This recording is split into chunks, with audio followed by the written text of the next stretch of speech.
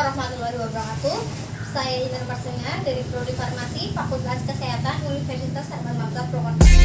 Saya akan menjelaskan tentang psikiatrik disorder, tentang penyakit, tentang senyawa kimia, depresif, stimulan, dan halusinogen.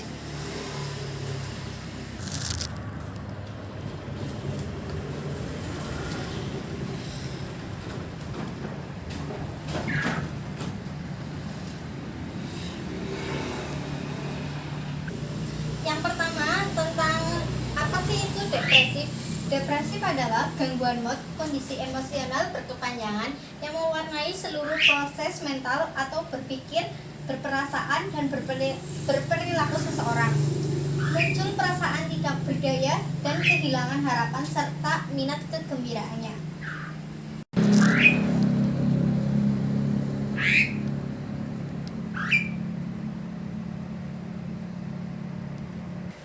Kemudian untuk gejala depresi itu sendiri, yang pertama suasana jiwa murung hampir sepanjang hari, yang kedua perasaan salah dan tidak berharga, yang ketiga pikiran atau percobaan bunuh diri, yang keempat lelah dan hilangnya energi, dan yang kelima gangguan tidur. Selanjutnya etiologi depresif, yaitu secara spesifik tidak diketahui, namun seperti penyakit jiwa lainnya terdapat faktor biopsikososial, genetik, dan lingkungan yang mempengaruhi secara kompleks. Selanjutnya, diagnosis depresi sendiri itu dilakukan dengan anamnesia dan pemeriksaan status mental. Diagnosis depresi dapat ditegakkan apabila pasien memenuhi kriteria diagnosis secara klasifikasi gangguan depresif.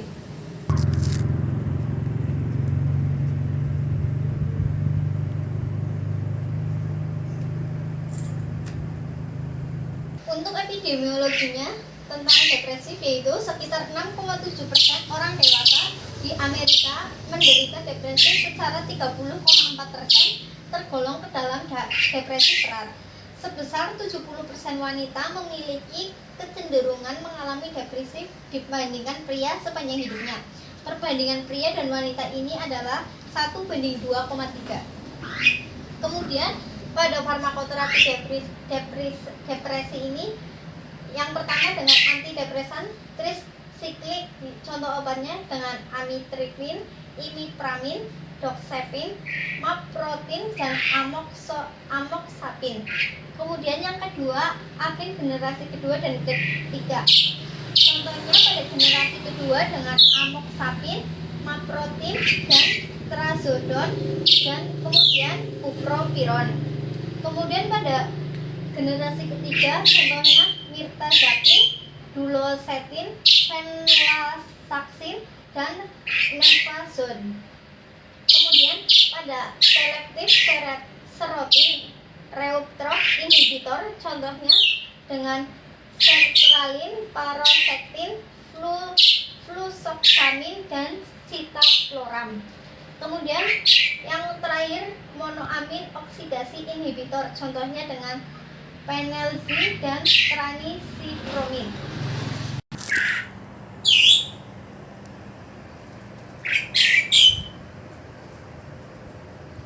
Kemudian pada faktor fisiologi depresif, yaitu yang pertama, menurut teori klasik ini, menurunnya neurotransmisi akibat kekurangan neurotransmitter di celah sinap. Kemudian teori biogenik amin hipotesis, depresi ini disebabkan karena kekurangan senyawa monoaminnya, terutama norepinefrin dan serotonin. Kemudian teori reseptor sensitivity hipotesis, yaitu stimulan menurun sensitivitas saraf jumlah reseptor plus dan prosesnya membutuhkan waktu sehingga onset antidepresan tidak segera.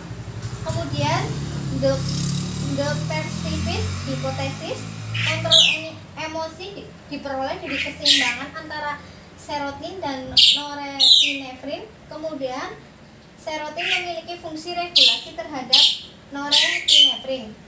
Pada depressive hipotesis ini, norepinefrin itu menurun mengakibatkan depresi. Kemudian norepinefrin meningkat, terjadinya manik.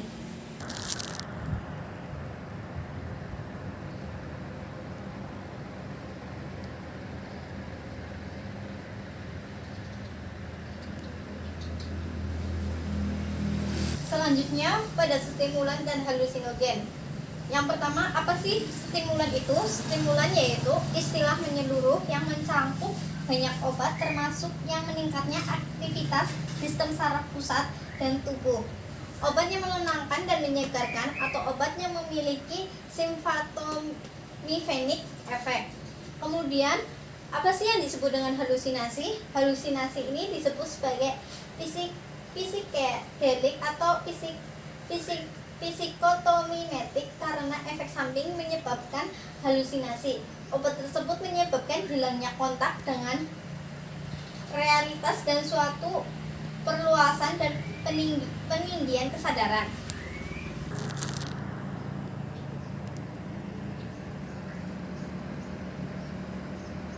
Kemudian epidemiologi dari stimulan pada manusia ini menyebabkan penurunan berat badan yang cepat, efek kardiovaskuler seperti peningkatan detak jantung, pernapasan, dan tekanan darah, kemudian efek samping emosional. Kemudian tanda dan gejala stimulan ini terjadi menurut jangka pendek ini. Stimulan menyebabkan penurunan nafsu makan, peningkatan aktivitas fisik dan kewaspadaan, kejang, dan peningkatan tekanan darah. Kemudian pada efek jangka panjang ini, penyalahgunaan stimulan dalam jangka panjang pada akhirnya dapat menyebabkan masalah medis yang sangat serius termasuk kecanduan.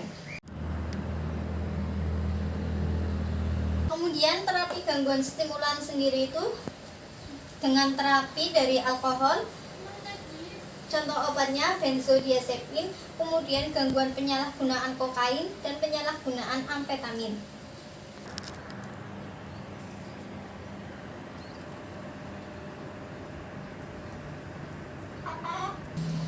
Kemudian epidemiologi dari halusinogen yaitu yang pertama, pemakaian halusinogen paling sering di antara laki-laki muda usia 15 sampai 35 tahun berkulit putih. Kemudian usia 26 sampai 34 tahun mampu mempunyai pemakaian halusinogen tertinggi 15,5%. Selanjutnya usia 18 sampai 25 tahun mempunyai pemakaian baru halusinogen yang tertinggi 1,2%. Selanjutnya jenis-jenis halusinogen itu ada dua. Yang pertama halusinogen alami dan halusinogen sintetik. Yang pertama halusinogen alami itu adalah klasik.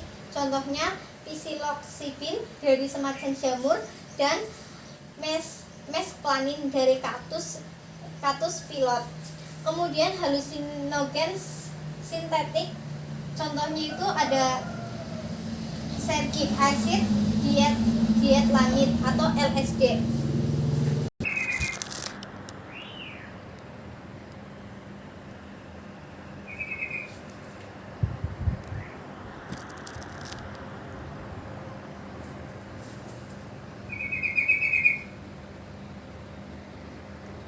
Selanjutnya gejala-gejala halusinogen yaitu yang pertama efek psikis dan gangguan penilaian yang menyebabkan kecelakaan. Yang kedua, merubah sensasi pendengaran dan penglihatan. Yang ketiga, kehilangan kendali dan untuk sementara waktu dapat menderita psikosa.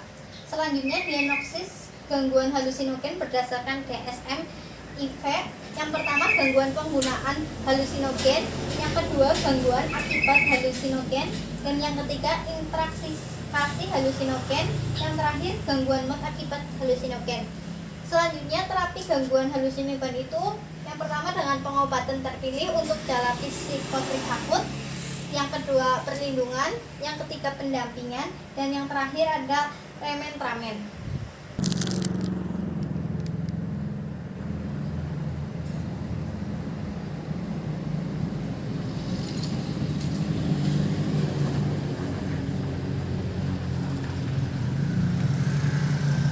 Selanjutnya, pada gangguan terkait alkohol, nikotin, dan kafein.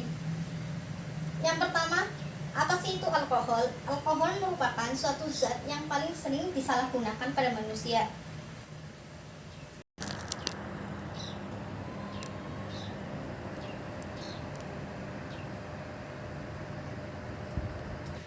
Kemudian, kadar alkohol ini dalam darah maksimum dicapai 30-90 menit.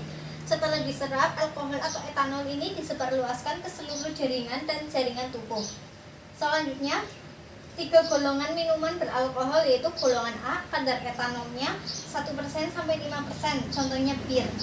Yang kedua, golongan B, kadar etanolnya 5% sampai 20%, contohnya ada anggur dan wine. Dan golongan C itu kadar etanolnya 20% sampai 55%, contohnya whisky, vodka, dan TKW. Selanjutnya, pada umumnya alkohol ini akan menghilangkan perasaan yang menghambat atau merintangi. Yang kedua, merasa lebih tegar, berhubungan secara sosial. Yang ketiga itu menimbulkan kebingungan.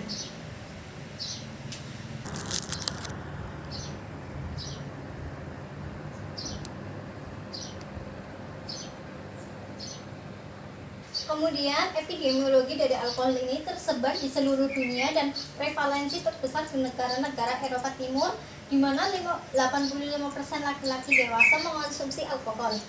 Selanjutnya, etiologi dan faktor resiko penyalahgunaan alkohol ini mencangkup faktor personal, sosial, dan biologis. Diagnosis dari alkohol ini dengan cara pemeriksaan anamnesis.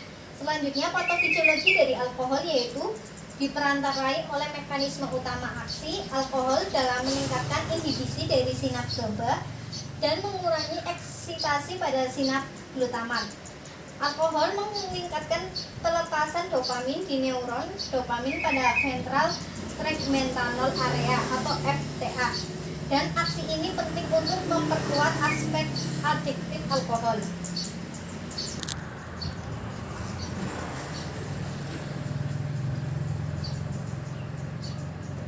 Selanjutnya, nikotin adalah senyawa kimia organik kelompok alkaloid yang dihasilkan secara alami oleh berbagai macam tumbuhan. Nikotin ini dinyatakan sebagai masalah kronik dan seringkali mengalami relapse. Selanjutnya, epidemiologi nikotin ini menunjukkan bahwa perilaku merokok tersebar luas di semua negara di dunia dan mengenai berbagai rentang usia dari remaja hingga pediatri. Selanjutnya, etiologi dari nikotin sendiri adalah perilaku merokok. Ketika nikotin dikonsumsi secara inhalasi melalui perilaku merokok, nikotin dengan cepat mencapai alveolus dan segera mencapai otak melalui peredaran darah.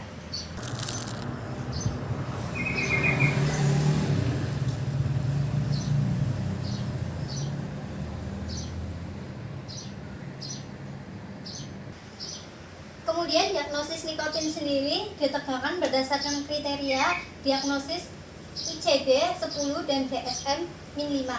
Perlu ditegakkan apakah pasien termasuk ke golongan harmful use atau ketergantungan atau putus obat. Kemudian, patofisiologi dari nikotin sendiri yaitu berhubungan dengan interaksi antara nikotin dan reseptor kolinergik nikotinis asetilkolin reseptor atau NACHRS yang menyebabkan pelepasan neurotransmitter termasuk dopamin, norepinefrin, dan serotin. Kemudian, neurotransmitter yang dilepaskan khususnya dopamin dan serotin akan menimbulkan perasaan tenang dan rileks. Namun, nikotin akan dengan cepat dimetabolisme oleh hepar sehingga perokok akan mengalami gejala pasca zat beberapa saat setelah merokok. Selanjutnya, setelah paparan berulang dengan nikotin, agar terjadi upregulasi NACHRS sehingga terjadi desensifikasi respon nikotin.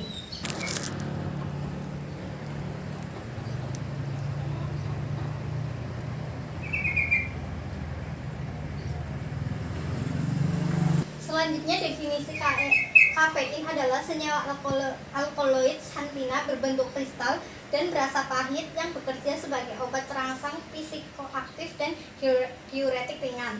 Tanda dan gejalanya yang pertama gelisah, sakit kepala, merasa gugup atau cemas, dan insomnia. Selanjutnya, epidemiologinya menurut DSM-4, TC prevalensi gangguan terkait kafein yang sebenarnya tidak diketahui, tapi 85% orang dewasa ini mengonsumsi kafein setiap tahun. Di Amerika Serikat, orang dewasa mengonsumsi 200 mg kafein per hari. Selanjutnya, terapi dari kafein itu sendiri yang pertama dengan analgetik, contohnya aspirin, yang kedua benzodiazepin atau dengan dosis kecil, yang ketiga hemodinalisis. Yang keempat, mengurangi konsumsi kafein secara bertahap.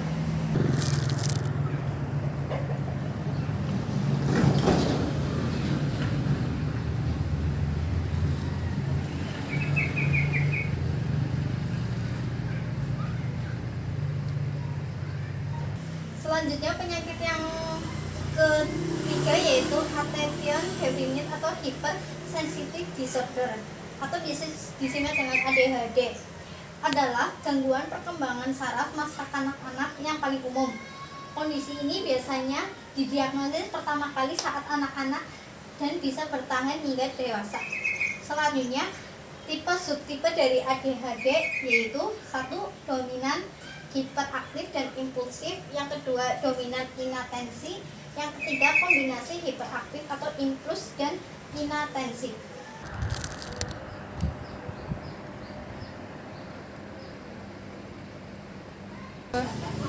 Selanjutnya, tanda dan gejala ADHD yaitu kurang perhatian atau tidak bisa fokus. Yang kedua, hiperaktif atau terlalu banyak pergerakan hingga tidak bisa diam. Yang ketiga, impulsivitas atau tindakan tergesa-gesa yang terjadi tanpa diperkirakan. Kemudian diagnosis ADHD yaitu dengan pemeriksaan medis, pengumpulan informasi, wawancara atau kuesioner dilakukan terhadap orang yang mengenal anak, kemudian skala penilaian ADHD.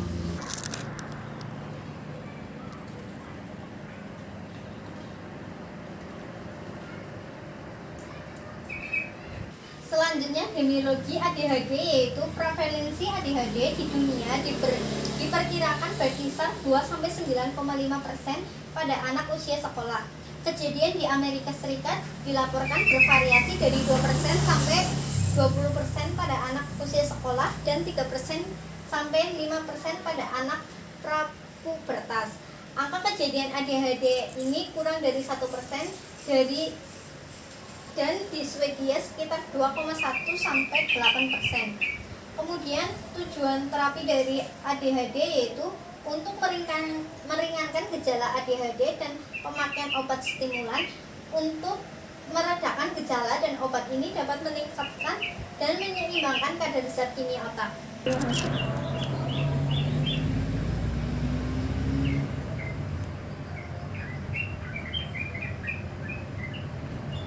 Dan saya akan menjelaskan patofisiologi dari ADHD ini. Yang pertama, genetik atau lingkungan, GNDAT1 atau DRD4, faktor biologik lain menyebabkan disfungsi korteks prefrontal dan parietal gangliobasalis, kemudian mengalami gangguan proses regulasi perilaku sehingga mengakibatkan disfungsi sistem inhibisi perilaku. Selanjutnya, pada inatensi, hiperaktif, impuls, dan lain-lain itu menyebabkan ADHD. Selanjutnya, farmakoterapi ADHD yaitu dengan farmakologik, dengan obat-obatan, contohnya stimulan, antidepresan, dan obat lain. Kemudian, farmakoterapi non-farmakologinya, yang pertama dengan edukasi pada pasien dan keluarganya, yang kedua perubahan perilaku pasien, dan yang ketiga psikoterapi.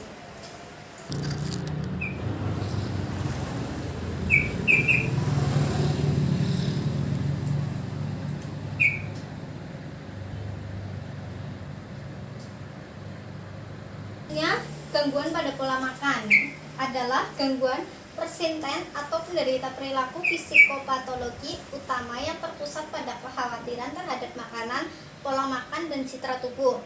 Contohnya humila nervosa, anorexia nervosa, binge eating disorder, dan orthorexia nervosa.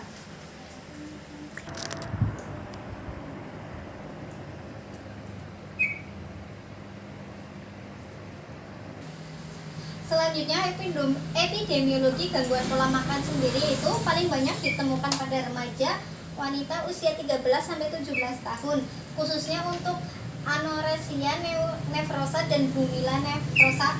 Puncak usia onset adalah 15-25 tahun dengan rata-rata durasi sakit kurang lebih 6 tahun. Selanjutnya, etiologi gangguan pola makan ini berhubungan dengan faktor sosial kultural, psikologis, dan biologis, serta genetik.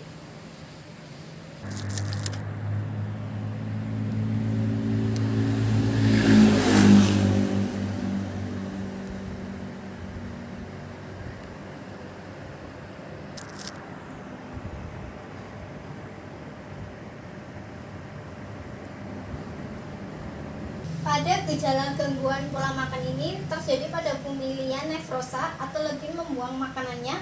Yang kedua, aporeksia nefrosa, yaitu membatasi asupan makanannya. Selanjutnya, diagnosis gangguan pola makan sendiri. Seseorang dapat dikategorikan mengalami gangguan makanan jika gejalanya sudah berlangsung setidaknya 3 bulan.